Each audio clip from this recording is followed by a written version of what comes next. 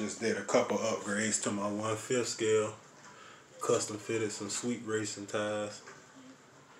And I put a new pipe on there. And I redid the Jado aluminum transmission case. This right here, my Fox 3-speed with a Nova Rossi. That's all aluminum too. But yeah, let me show y'all this, the 1/5. I like how the sweet racing tires fit the car body. You know, they made for 1/8 scale monster trucks.